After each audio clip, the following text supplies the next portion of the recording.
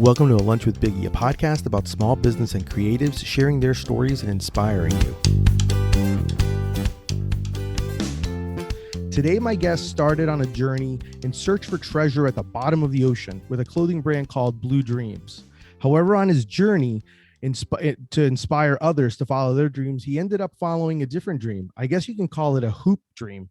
And please welcome an illustrator, graphic designer, and sneaker designer, and I guess TikTok star, Anderson Bluu, to the show. What's going on, Anderson?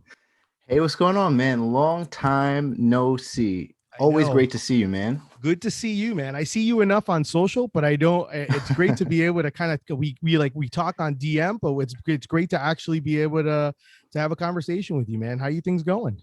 Everything's good. It feels like it was just yesterday. We ran into each other at Creative South, and it's been great to see, your development ever since. Thanks, man. I appreciate it. So before we start, I know obviously I'm on a lunch break. We're both on lunch breaks.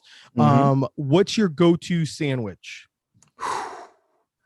So over in Long Island, we're known for our delis, and there's a thing called like a chicken fantastic, and it's like chicken cutlet, right, as a panini with salad, with lettuce, tomato, pepper jack cheese as a panini with what's the orange dressing? What's it called? Thousand Island dressing? Thousand Island or French? French. There you go. It is amazing. So good. That's my favorite sandwich. Chicken Awesome, fantastic. Man. That sounds good. I like that. That's a good one. So, so I wanted to kind of chat with you because you really have an interesting story and kind of what I've said in the intro and everything like that. Like, so you originally started off with a clothing brand, and it's kind of evolved to, to kind of, and I obviously I want you to be able to tell your story. So, but it's kind of evolved to where it was originally like a deep underwater type themed clothing brand. And then it evolved. And then all of a sudden you kind of did a transition and evolved where it became like limited edition inspired, I would say sneaker, pop art, pop culture, basketball type prints. Tell me a little bit about that, how that whole story kind of went about. Yeah, definitely. It's funny. I haven't talked about this in a while, so it's kind of good to go down memory lane.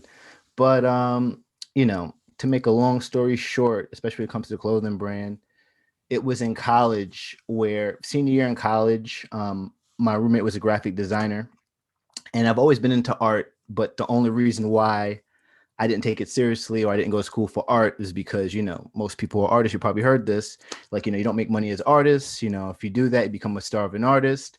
So to play it safe, I decided to go to school for business, and my whole mentality was worst case scenario, maybe I could use my creative side in marketing, right? Thought that made sense. In college, randomly, I came up with some idea called like an I Heart College shirt, take away the 2 L's, put 2 solo cups with a beer pong ball, drew it out. Friends thought it was cool. Showed my friend who's a graphic designer. He's like, yo, I can make it a shirt. As soon as he said that, I took my scholarship money from track, bought a heating press, made t-shirts, walked around my campus trying to sell them, sold out. And ever since then, that's where I got hit with the idea to start a clothing brand. Ever since college, I've just been like everybody else, just trying to figure it out. And it was weird because I don't know if you remember this, but around like 2009, 2008, it was like this t-shirt bubble. That's when all these new brands were coming about, like the hundreds, Johnny Cupcakes and stuff like that. So, those brands inspired me to go down the clothing brand path because I just thought it made sense to, run as a business. So because I was from Long Island, wanted to go with a aquatic themed brand, had the deep sea diver as a mascot. And I spent the next 6 to 7 years just really grinding, trying to figure it out. Taught myself to be a graphic designer. Like I said, any artist out there, you already know there's a difference between drawing on paper and doing it digitally and doing it for t-shirts. But that's how everything started out. By the way, the name of the clothing brand was Bluu Dreams, hence the Anderson Bluu. So that's how everything started. Yeah. And so it was, I remember like you even went the route during that time. And what I loved was you were very, and you're kind of one of those where I kind of feel like your thought process is very similar to mine in the sense of like community and popular and like being very like, you know, like, hey, I'm open to share my process, or at least to Mhm. share the kind of how it is we could all kind of grow and learn together. Like you actually even did which I, by the way, I love the name of it. You actually did like kind of posted an online book where it was like a guide to starting your own clothing brand, and you called it Yeah. like My Blueprint. Now the cool thing is, it's his last name is Bluu, but it's not Blue like Blue, it's Bluu. Hmm. And so it just makes sense. Like it just made Hmm. total sense. And so I absolutely love that you were going that route and did it, and you had some amazing stuff. Like I remember, you know, you when we, because I think it was before Creative South or in that Hmm. tween of Creative South, you were in that Blue Dream you know, world where it was like the based on the clothing brand. Hmm. Or you were pretty, or I think it was like somewhere in that range, right? Because then Hmm. 2016 happened, something, you got injured, and then that's kind Right. of things kind of tell us a little bit about that story, how you kind of transitioned, and how, you know, how it went from clothing to to kicks.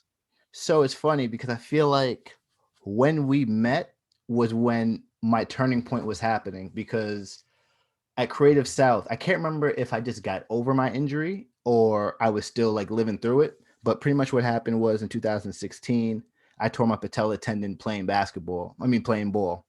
And pretty much for those who don't know, patella tendon is kind of resembles an ACL tear, but like once you tear that ligament, you can't walk, right? It's a ligament that connects to your knee, your kneecap. So I spent 6 weeks literally on bed rest, just literally looking at the ceiling, watching TV, and going through the whole process. And I'm gonna be very honest how everything happened. So now I'm on bed rest, right? I've spent the last 7 years building this brand. I'm in probably $20,000 to $30,000 in debt because, you know, when you're doing seasons, if it sells, if it doesn't sell, it doesn't matter. You have to keep on rolling, right? So now I'm about like 25, 26, whatever. I'm saying to myself that I put everything on the back burner to focus for this brand, and now I'm in debt. I'm hurt, and I can't even move around and sell the brand like I wanted to. So around that time, I was just like, you know what? I just need to do something different. I was talking to my girlfriend at the time about maybe just putting down the brand and moving forward, maybe getting a regular job or whatever. But during that time when I was, you know, pretty much sitting on bed rest, I said to myself, you know what? I definitely love art. I've been going to these events, I've been hearing about these art prints and stuff like that. And everybody's saying that you should do something that you love. And I thought to myself, I'm like, you know what? The things I do love is basketball. I do enjoy sneakers. I do enjoy pop art, like comics and stuff like that. I wonder if there's a way for me to mix those worlds together. So as soon as that hit me, probably a weekend from being on bed rest, I just started drawing, started like planning out ideas, like what poster can I do that's based around basketball? What poster can I do is based around popular sneakers and movies? And I just went at it. I just did as many designs as I can. I just worked on them as my leg was like hanging in the air. And that's what really got this entire process started. And then I decided to continue doing events, like because usually I do like convention shows like the comic cons and sneaker cons, or any cons that make sense for me personally. And I was like, I'm going to try to sell off the rest of my shirts, but I'm also going to try to bring these prints with me. Right after my leg was healed, I had like one more pop-up shop to do with a store. So, and it was during the Olympics. So I said, you know what? I'm going to bring these prints with me with the t-shirts I plan to sell. Had no idea how the prints were going to go. So I was like, you know what? If you buy both shirts, I'll give you the print. Right. And 2 weeks into it, as we're marketing it, the store keeps telling me, he's like, I don't know what's going on, but people only buying these shirts for the prints. I'm like, you serious? Like, yeah. So while I'm at the pop-up shop, I'm seeing people come from Manhattan. I'm seeing people come from the Bronx. And I've never had that before. So I'm watching this happen in real time, saying to myself, there's something here to this basketball artwork, because I'm in a sneaker store. So it Yeah. makes sense. But that was my first eye opener of, you know what, maybe I'm going to stick to this for a year and see where it takes me. But that's how the whole transition happened for me, going from clothing brand to, you know, I guess being just a full blown artist. It just happened because I just needed to make the change. And looking back at it, I said to myself, you know what?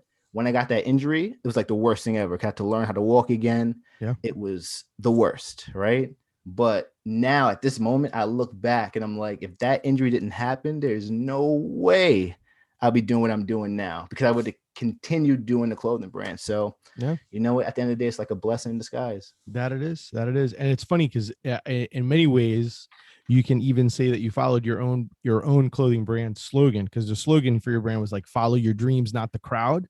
And Yeah. kind of what you did was you kind of went a different direction that wasn't Mm-hmm. very something that was as popular. And you're right, there's a whole world, like obviously sneaker population, that collectors and everything, like sneakerheads, that basically Mm-hmm. it just makes sense. And I know I'm quite aware of that because I'm friends with a guy who owns Rockham Apparel, who does like they do the socks. And Okay. and it was the whole reason why he did it was the same thing. Everyone has these cool sneakers, but they don't have socks that match their outfit to go with the sneaker. So that's how he Mm-hmm. kind of started it. And that's how his brand kind of came about. So it makes total sense that you went that route, which is amazing to me. So I know that I believe your first print was kind of like, I think it was like, what was it? Like an Air Jordan? Was it an MJ Yep. one? Mm-hmm. Like an Air Jordan one. And what's cool about it is that, the way your prints are, it basically is not like your, I would say for, at least for that one, and then possibly like your Space Jam one, Mm-hmm. there's like elements that, and you look at it and you're like, oh yeah, that's Jordan, or, oh yeah, that's Space Jams. But obviously you kind of teeter the line when it comes to these Right. prints to be Mm-hmm. able to do that, which I think is great. What would you say out of the prints that you've done so far, you've gotten probably like has been like, this has been, because like I love the Greek Freak one, and like the Black Mamba one. Is there been one particular one that you're like, holy cow, like this is like, I'm definitely on this, like this is it right here, It, besides the it first print that you did when you did it? Yeah, I think the first um Air Jordan one, I think I call it like the GOAT, to save myself from being sued or whatever. But when I first did the artwork, for me it was just trying to figure out what I could do to be different. So, what I tried to do is see how many pieces of artwork I could do from like either the chest down, the waist down, to focus on the sneakers. So that's what I did for the Air Jordan one. But the print that definitely like really broke ground, hands down, to Space Jam one. Yeah. To this day, there is no print, there's no design I've done to see that's been ripped off, copied, taken, used for other things. And of course, as an artist, it's frustrating, but to see it happen in real time is like, wow, I did not realize artwork can have an impact like that. That was the artwork that, when I say broke ground, I would open my Instagram when I first started, and big streetwear websites were posting about it, just saying like, check out this artwork by Anderson Bluu. You have to check this out, follow him. And that's probably, I've been doing the clothing brand for, like I said, 7 years, but the sales just from them mentioning the artwork, like I've never had sales like that ever at that time in like, my art career. So hands down, the Space Jam was the one that really opened my eyes, like, okay, this can really, really be a thing. It's going to take a while to kind of, get it rolling, because it's really no Yeah. blueprint towards, becoming an artist or trying to become, pop artist or anything like that. But, I could see what it could be just with that one print. Gotcha. Now, I just out of curiosity, and I think that I know the answer, but that's why I'm asking.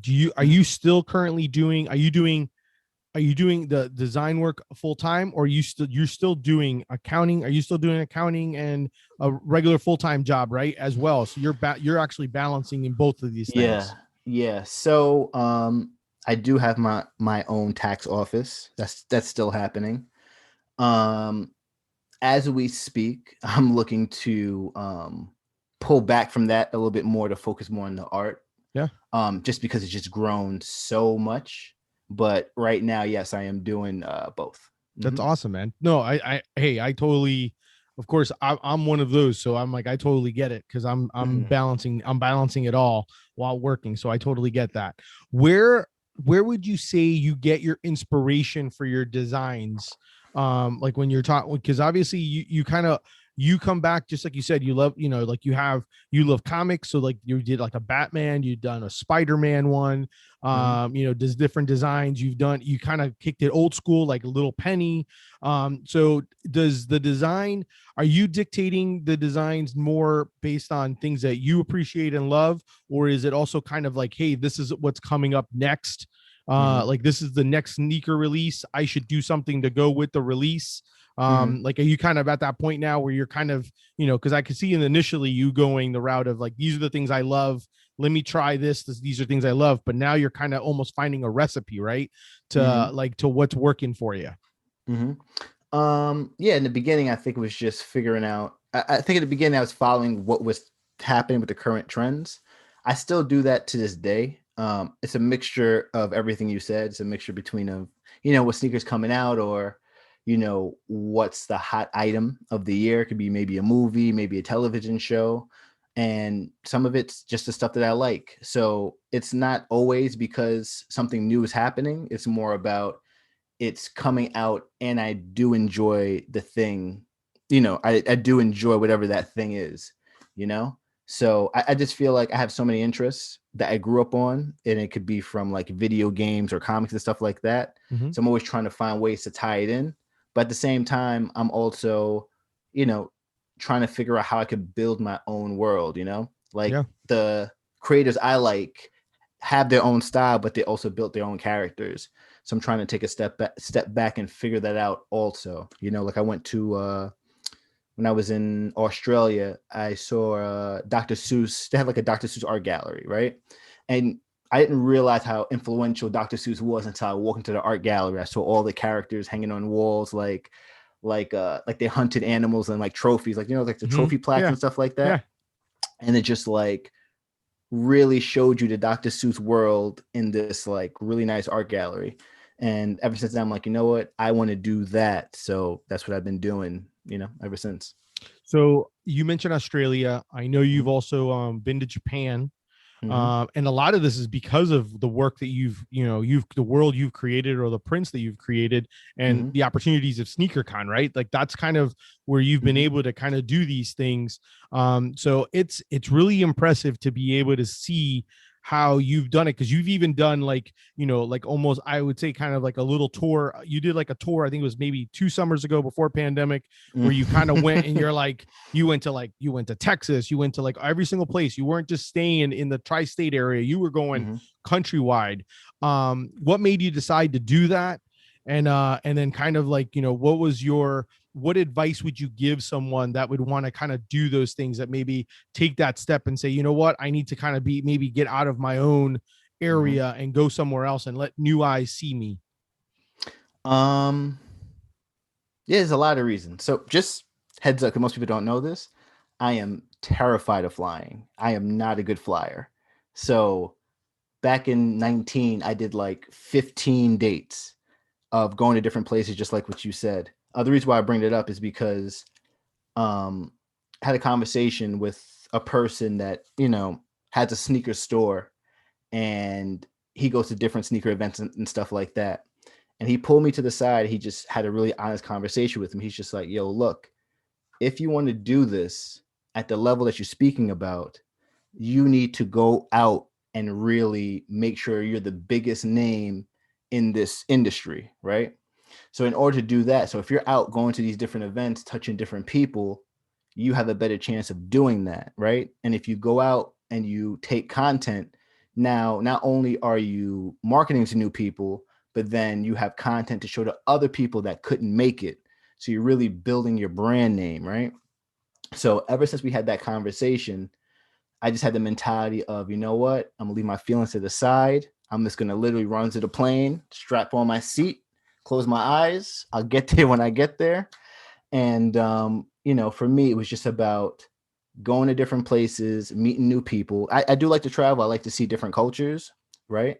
And just taking advantage of that, and just being able to spread the message of what I'm doing. For me, I'm about to get married, not married yet. But in 2019, my whole mentality was like, you know what? I'm not married yet. I don't have any kids. This is the best time I could do that, because if I keep putting it off, I don't know when I'll be able to. So thank goodness, because Lord knows I didn't know the pandemic was coming, right? Yeah. But that was my whole mentality. Just, I had my cousin who, another crazy part of the story was he was working at Bank of America, right? As he had like a really good job, wasn't happy. We've always known each other, but we always lived apart.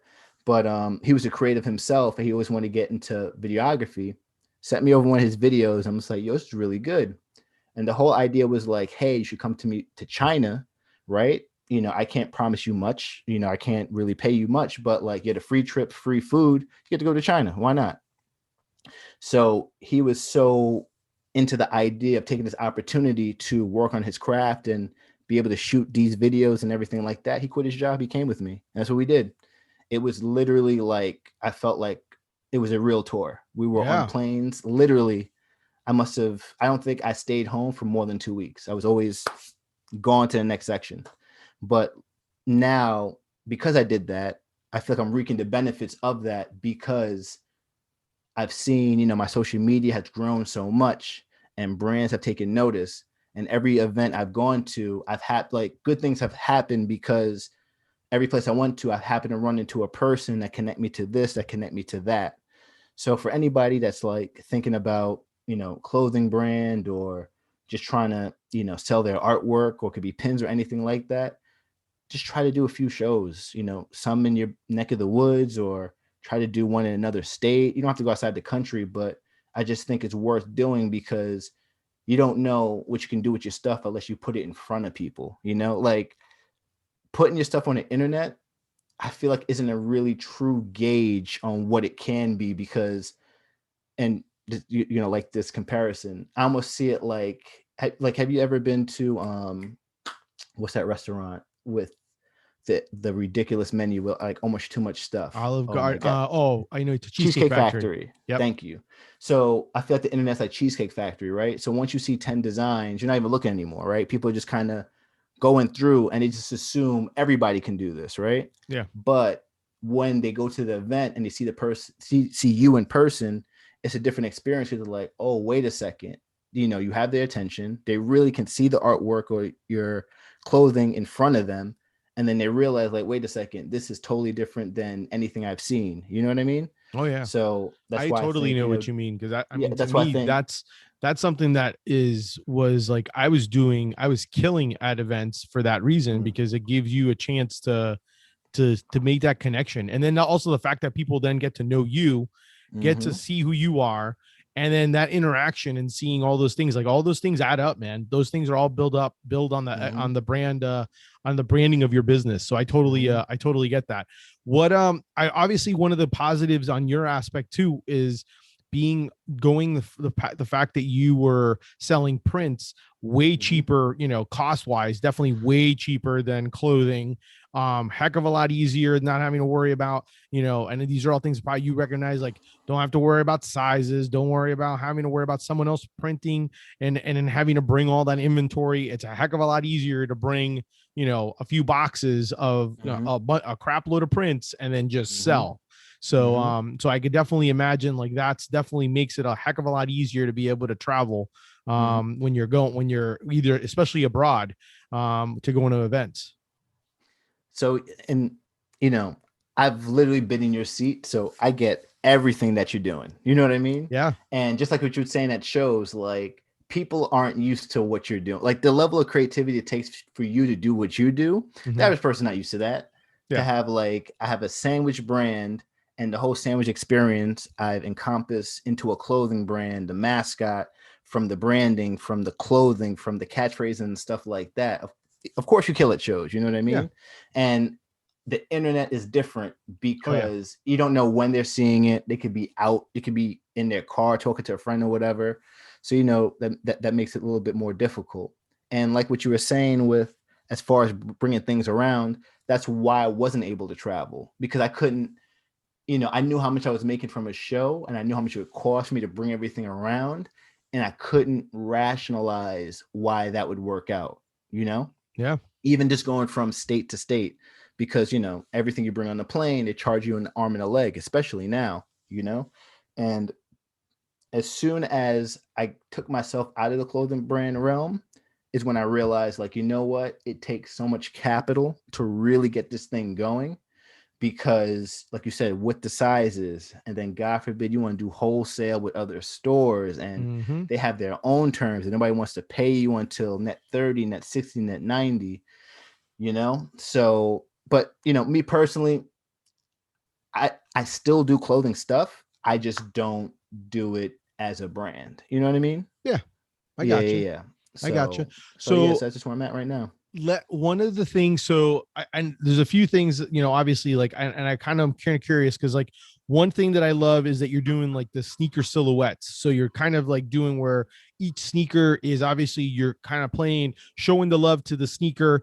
Each sneaker has its own, depending on what it is, the release, it's either, has its own print, and which is obviously great because you have endless opportunities between prints. You could do enamel pins with it. I mean, there's just so many opportunities with that. Was that something that you had in mind because you kind of were like, this is kind of like where I'm creating my own sneaker universe, and this is like, Mhm. these are the characters or the players that in my universe? Yeah, so honestly, I started doing that because I did a Comic-Con show and I realized, hey, I should have different tiers of pricing. And it's pretty expensive to create like a 13 by 19 print, Mm-hmm. right? To where I can't sell it for $20. So I literally came up with that series because, like, you know what? I need something where I could sell smaller prints in an 8 by 11 for the person that just wants to get something simple and they don't want to spend, like $60 on a piece of Yep. artwork when they Yep. just met me. So that's how it started.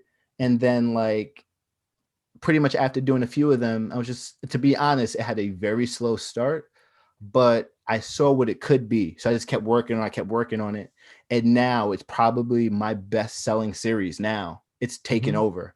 So, and like what you said, it's also about me just creating my own characters and just trying to, cross over worlds. It's good for the sneaker person, but now I want to design it so well that even if you're not into sneakers, you still think it's cool. Yeah. You know what I No, mean? I agree. So, I agree wholeheartedly with that. That's one of the things that I love about it, about the just seeing them, because I'm not a sneakerhead, mhm. and I don't even wear Nikes, but because of the fact that they're too narrow for me. But I still love them. I still love Mhm. seeing all the art prints. One, because I love pop culture, I love sports, I love basketball. So it's like I love Mhm. seeing your creativity on what you're coming up with for those things. Thank Um, you. you mentioned the opportunity and collabs when you go, and the fact of, like, and I think that's so important when you're kind of, when you have your own business, to kind of have the networking opportunities. Mhm. Let's talk a little bit about some amazing collaborative opportunities that you've had. Okay. And I'm gonna obviously miss a few, so, and I'm Mhm. okay with you kind of like, having that moment to be like, oh yeah, don't forget this. Right, But I right. know you had, you worked with Asics and Foot Locker on like the GI Joe, where you Mhm. did kind of like a Snake Eyes and and it was called Storm Shadow, Mhm. sneaker. You done like a Converse and Foot Locker, the Lemonade sneaker. Mhm. Probably my favorite, just because it's so different, Mhm. would have to be probably the Diodora wine and Foot Thank Action you. Thank wine you. wine sneakers. Like, Mhm. I was telling someone about it and they were like, what, this doesn't make any sense. But like, it makes total sense because, one, you collect wine, people collect Mhm. wine and sneakerheads. But the thing is, and I'm a sucker for branding. I Mhm. love the little things, like all the little details when I look at your pictures when you scroll, like Mhm. the cork insoles, the fact that the box is actually a wine barrel, Mhm. the fact that I think is like you're left-handed, so like you have a little imprint, like your logo is on the left sneaker. Yep. There's like little, so talk a little bit about these opportunities, and maybe talk a little bit about how the heck you even got like a wine company doing sneakers with you. Right, Like, right, let right. tell me a little bit about like how the origin story, and how that even kind of like all of a sudden Anderson's like, I'm not doing sneaker prints, I'm actually designing sneakers now. Like, how did that, what's that origin story there? Yeah, it's anybody that's into sneakers, the one thing you dream about is like, wow, what would I do if I had my own sneaker? So it's Mm-hmm. definitely a surreal moment, but it was just happenstance. I think somebody might have what started happening with the art prints, it started showing up in offices, right? So I would hear that it showed up in like a Foot Locker or Foot Action and stuff like that. Like people would show me like they had it literally in their work office. So without me even realizing, right, that these prints started to become like a big business card for who I am and what I did. So Foot Locker was toying with the idea of they wanted to start creating their own projects rather than like, just buy from the retailers like the Nikes and Adidas and want to do their own things. So luckily, they saw my design. They called me down. I went and did a meeting, and the meeting was so like random. It was like literally on like a Foot Locker floor, like the one person to make the decisions. And when he pitched me the idea, it wasn't even about the sneakers. It was just like, hey, we want to do a GI Joe. Was thinking t-shirts and some hats, and that was really it. We might have some brands that might jump aboard. So I was like, all right, cool. So he was on the fence. I show him my artwork. As I'm showing him my artwork, the workers are seeing it from a distance. They're like, yo, what is that? So all of a sudden, next thing you know, there's like 5 workers flipping through the artwork, taking my business card because they're legitimately interested. So this guy seeing this, he's like, I think it's cool, but they think it's cool too. So he calls me the next day. He's just like, yo, I want to do this GI Joe project. I can't promise, hopefully it goes through, but like if you want to do it, we could do it. So of course I say yes. And about a month into it, after showing him my sketches and stuff like that, he says, hey, Asics wants to come aboard. They don't have time to make the sneakers. Do you want to do it? One of the things that people don't know about this project that I think is very important is I didn't get paid to do those sneakers. Like the budget that I had for the shirts and all that was already done. And when he hit me with the opportunity, I was like, look, I could argue with this person to try to get more money to do these sneakers, or I could do it, put it on my resume. And the way that I saw it is like, even if he paid me $20, $30, $50,000, it still wouldn't be as important as me having sneakers on my resume, right? Correct. Like the end. Yep. So I didn't even ask anybody. Like I told people what it was. They're like, oh no, you should ask some money, whatever. I'm just like, I'm just going to do it to the best of my ability. And that is it. The project came out a year later, and it definitely had a moment. All the GI Joe people came out and bought sneakers, hats, clothing. It really had a run. And he told me straight up that Asics is not the best selling brand in Foot Locker. It's just not. Yeah. He says to this day, one of the best selling Asics they've ever had. The end. Like everybody said, you're not selling Asics, and that was like in the Foot Locker realm of stuff. And then when they saw that, they're like, oh, okay, I guess you're onto something. And that's how everything just took off. That's how everything started rolling. And And what's then cool about those ASIC ones, the box is actually like that old school, the drawing. You did kind of like a drawing version of what it almost looked like when you used to buy the old GI Joes with that the color. blister packs. Yeah. Oh man, yeah. Like I remember seeing those and loving it. And I literally thought of you because with the new Snake Eyes movie coming out, I was like, oh man, I'm like, this stuff is like people are gonna be rocking the heck out of that to go to the movies. Yeah.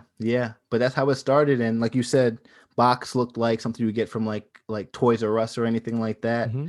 And then I made sure I just took inspiration from like the characters' outfits. That's how I made the sneakers. So, black and like 3M for the Snake Eyes one because of his face mask and everything like that. And for the Storm Shadow, he has like this really cool camo pattern on one of his toys I used to make up the sneaker. And it was a cool experience. Even, some of the details that people might have missed unless you have the shoe is, Snake Eyes is an American, Storm Shadow is Japanese. So literally everything in writing on the Storm Shadow is literally written in Japanese. Same thing, but it's all written in Japanese or whatever. So, it was a good project. It really opened the door, showed me the opportunities that, could be going down this lane of doing sneakers.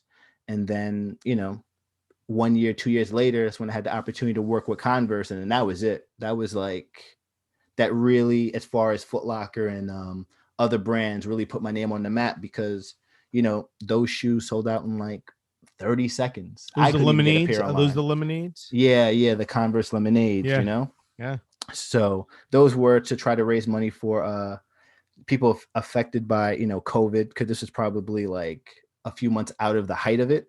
So that, you know, it was a really good opportunity. It you know, for me to do it, it was important because I felt like it was just giving back to people in need, you know, Yeah. because we all were going through it. And yeah. What about the wine, the Diodora wine? How did that go about? Because like those, like, is that from like you buy them from like? Tell people a little bit about like how that one, because Yeah. you did like, what is it, five? Is it five Yeah. releases, five sneakers with them right now? Yeah, Diodora is my fifth design sneaker. So Diodora is an Italian sneaker company, right? They really, the one thing that they're known for is how they do their stuff by hand, how it's handmade. It's luxury, it's like real luxury materials to make those sneakers. I'm familiar with it because they've done projects with some really well-known sneaker designers. But as soon as I got the project, they just told me like, hey, come up with a concept and just let me know. And because, you know, it's Italian brand, I'm like, what are people, what was one thing that's known in Italy? I'm like, let's go with wine, you know, let's do one white wine, one red wine. And I really dove into that. You know, I thought it made sense to pay homage to, you know, where the brand started. But I also thought that I've never seen anybody do it this way. So, you know, to literally have all the details to make it look like an expensive bottle of wine that you can collect, you know, like one sneaker literally the same color of the grapes. The colors of the sneakers are inspired by grapes. During the process, I found out that, you know, red wine is made by blue grapes. Who knew? You know what I mean? Yeah. So, you know, like what you were saying, just trying to, for the sneakerhead, for the person that enjoys wine, just try to put a project together that they'll enjoy, from the sneaker box looking like a wooden wine barrel, from the branding. If you even see the type on it, looks like it was branded onto the box, from the insole having like a look like it's cork, or even if you see the photos looks like a high end commercial for, like, you know, for wine and stuff like that. Yeah. So just really trying to you know, make it an experience. That's what I'm about. I'm about experiences. No, it makes total sense. I'm all about experience. Did you get a pair? Do you have a pair of those? Like, have you gotten a pair of any of these? Like, what? How many? Like, do you have, like, besides the lemon? Besides not having the lemonades, do you have any? Do you have all the other ones? Like, they send you. Yeah, so I get samples of everything. Okay, good. So I have the lemonades. I just like to buy it just to have like an Yeah, extra yeah, put yeah. on the side. Oh yeah. So yeah, I have one of everything. Yep. Okay. Sweet, man. That's absolutely amazing. I absolutely love it. Like, I think to me that like when I saw that, I was like, oh man, I'm like, that's insane. Mhm. That's like if someone were to come to me and say, you want to come up with a sandwich design. Like, I know Nike had one for a moment when they were doing like the Nike IDs, and you can Mhm. vote on it. And there was Mhm. one guy that did a bodega breakfast sandwich as a sneaker. I was voting every day because I was like, I want to win that one. I'm like, I'm buying Mhm. them. I don't, even though they may not fit me, I'm gonna buy them. Right, right, right. Because I was like, I gotta stay on brand with that. So yeah, so Mhm. that makes total sense. So let's talk a little bit about, obviously, social media, the importance of social media. Mhm. Even though you're like, absolutely what you said is like, obviously that face to face is always great. Mhm. But with the pandemic and everything, we definitely had to everyone had to do a lot of pivot if they Mhm. weren't already doing more social. One thing that I will definitely say that I think was amazing to see. Obviously, like, I knew you were on Instagram with, like, Mhm. with both Blue Dreams and also as yourself, Anderson Blue.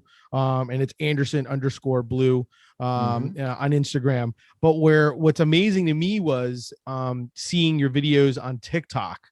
because your TikTok videos, what was a cool thing about it was, and what I love that you did was, you weren't really, when you, at least from, because I started following you from the beginning, I think. Oh, really? Oh, Yeah, man. because I was following in the beginning, and when you were following in the beginning, though, a lot of that stuff, like, you were smart, though, because you started doing like quick little, like, hey, this is how you draw this, and then you were asking for recommendations for people, like, how Mhm. do you learn how to draw this? And so you were drawing, you weren't saying like, hey, I'm drawing sneakers. You were just Mhm. doing regular art, and then as you Mhm. progressed, you then started doing like, hey, let me show you behind the scenes, or my process behind it. I Mhm. mean, you've literally amounted 834,000 followers on TikTok. That is flipping insane, man. That's a lot of awesome. people. Thank you. So my question to you is, because I know I try to get on that TikTok train. I try to do like the number one thing I will say for any social, and you can agree with me, I'm assuming, is consistency. How the heck do you stay consistent where you're actually constantly providing content to upload and to actually share? Because that is a lot of work. Yep. So the TikTok thing is weird only because I've heard about it. I knew about it. I knew about it when it was Musically, and it took me a little bit to get into it. When I say a little bit, like I dragged my feet. But so I've been doing this so long, I've seen the waves of social media. So I've seen MySpace, but I didn't have a business then. I saw Facebook, but that's when I started my business. I jumped on to Instagram, but I didn't really push myself in it. You know what I mean? So the reason why I say that is because everybody's always saying like, oh, whatever, I missed that one, I'll just go to the next one. I go to the next one. So as soon as I heard TikTok and I heard what it could do, I was like, you know what? I'm just going to buy in. I'm not gonna make excuses. I'm going to make video content just for this. I'm at least do it once a day, and I'm going to figure it out. And for anybody first jumping on TikTok, I get it. It feels weird. You know, you see little kids dancing. You feel like you might be in the wrong place, but literally sticking to that was one of the best decisions I did, especially during the pandemic, because I was like, you know, I have nothing but free time. I might as well really focus and try to grow this as much as I can. But as far as trying to figure out social media, I just try to tell people, look, you don't have to do everything. Pick one or two and just really hammer those home. And definitely anything that changes, try to jump on it. Try to be the person that's there early. And I get it. Nobody wants to put energy into something that kind of falls off the face of the earth. And I've been on TikTok now to where they're supposed to cancel it like 3 or 4 times, right? So it could look like my time could have been a waste. Thankfully, not. You know, I think TikTok is going to be, it's still early. It's not too late. From what I hear, it's coming down the pipeline. It's going to be a big app for a very long time. But I just think if you want to do this, you want to do this as a job, you just have to find one or two and just try to make it work for you. The reason why I don't show any graphic design stuff is because it's so time consuming. I only show drawings because it's the quickest thing that I could do. You know what I mean? And a lot of times when I do my drawings, I don't even show myself coloring it in because I just don't have the time. Yeah. So what I did was I said, all right, what can I do that I can create content where I could educate people in the thing that I do without it taking way too much time?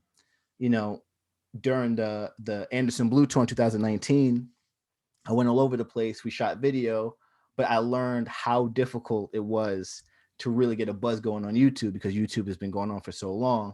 So when I say if there's anything new, jump on it because it's going to push your videos further than any other media. I was talking to another on another podcast, and the person said you couldn't post something on Instagram and you get 1 million views. You couldn't do that in the beginning, could do that in the past. It's just not there. So if you see a vehicle that's saying, hey, come over here, we're going to show everybody, why not do it? You know what I mean?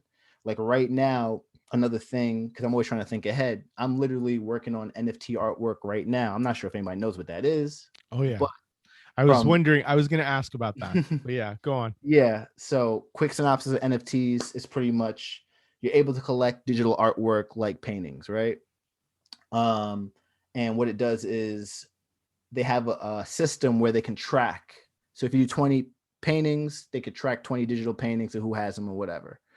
I think it's going to be around for a very, very long time because of the technology. So right now, I'm taking my artwork and I'm working with animators to animate it so it can be collectible. You know what I mean?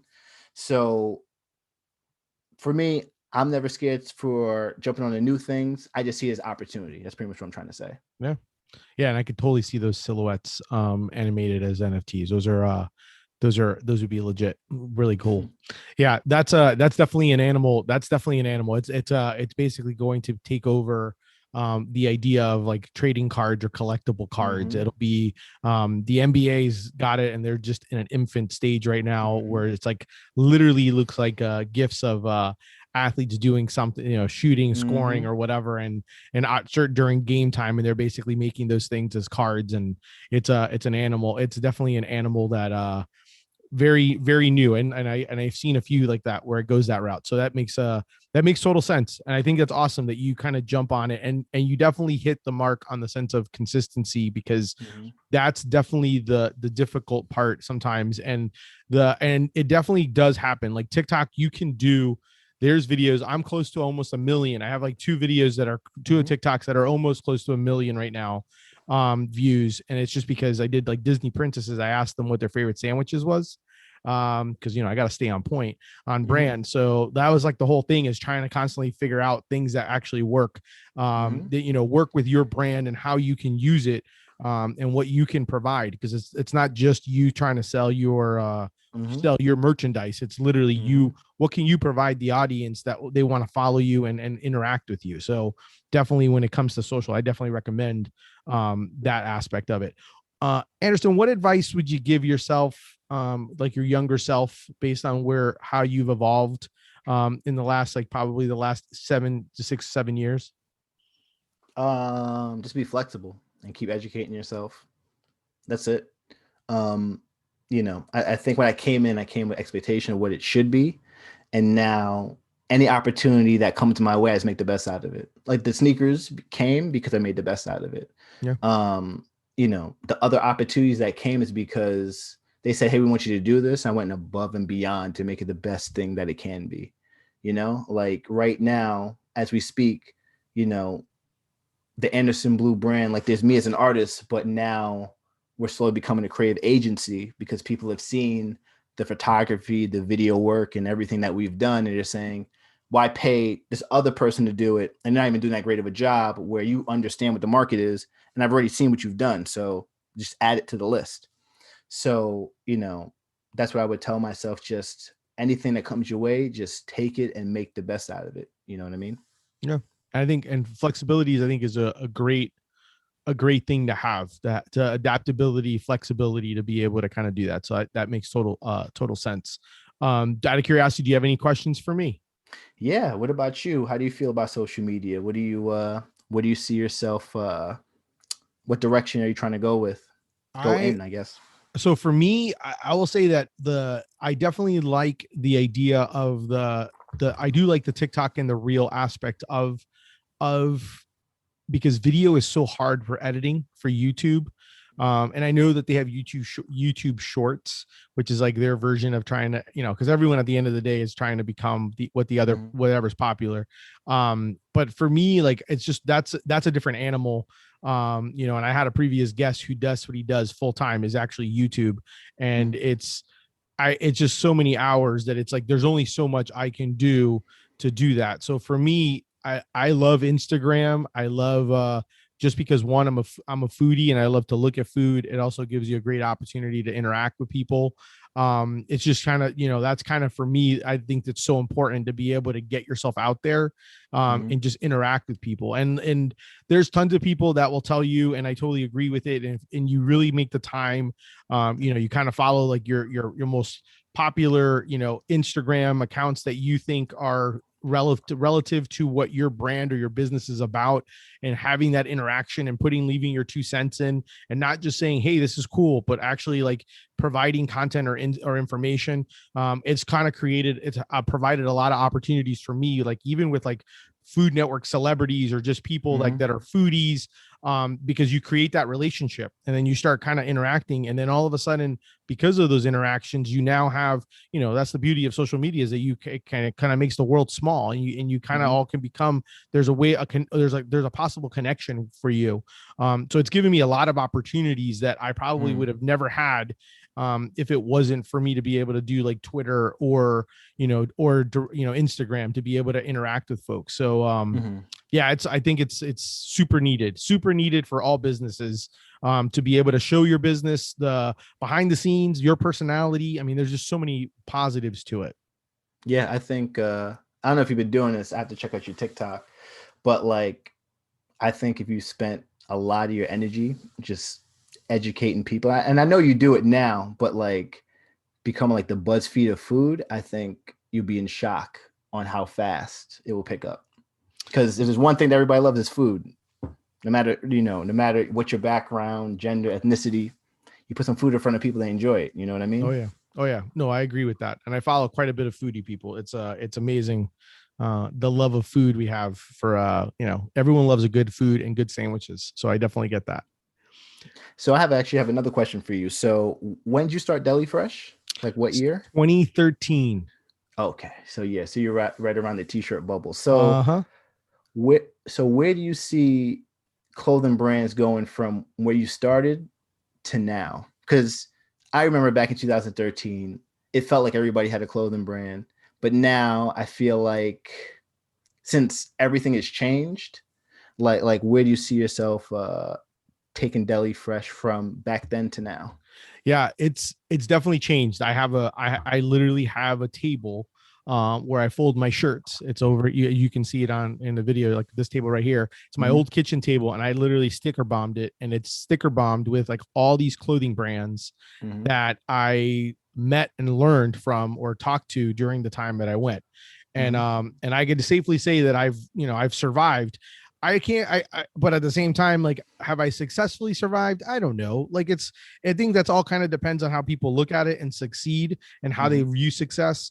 I can safely say that, like, I think my brand has gotten to a point where I'm at a certain window or certain Mm-hmm. glass ceiling where I need to figure out like how to basically Willy Wonka it and basically Mm-hmm. bust through and actually hit the rest of the world, Mm-hmm. or at least the rest of the country. Mm-hmm. And that's kind of where I'm currently at right now, trying to figure that part out. And like we talked before, like the whole idea of clothing is such a weird animal in the sense of Mm-hmm.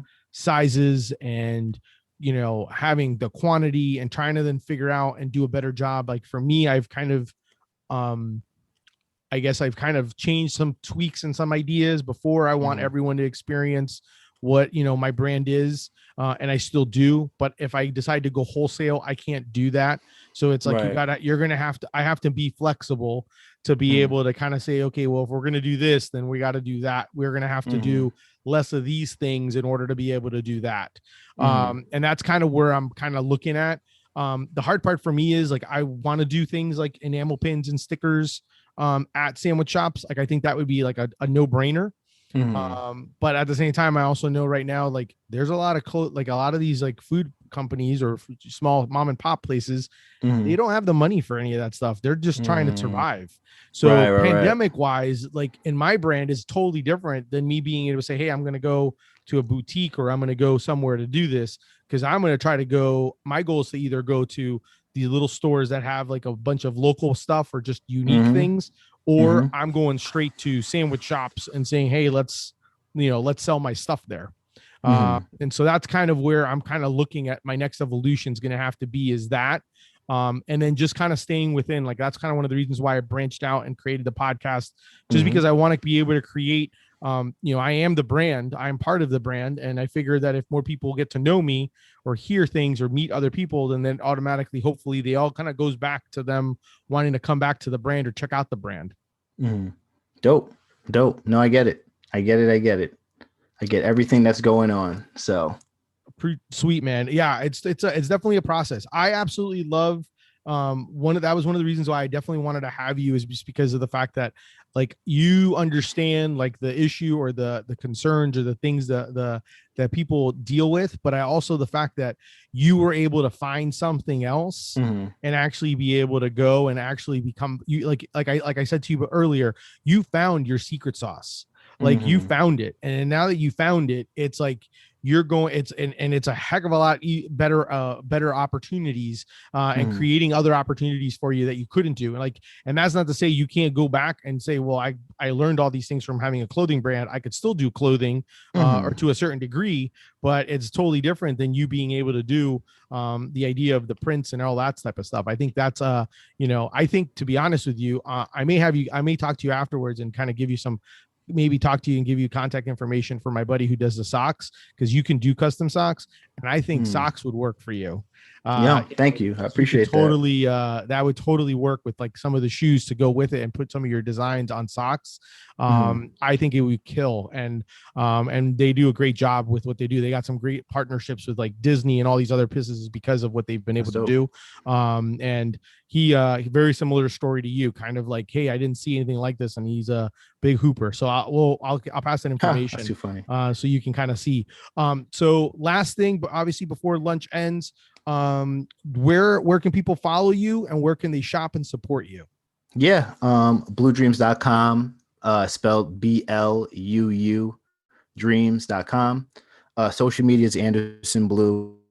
Bluu spelled the same way. TikTok is only different because I got locked out of my other name, so just Anderson Bluu, one word.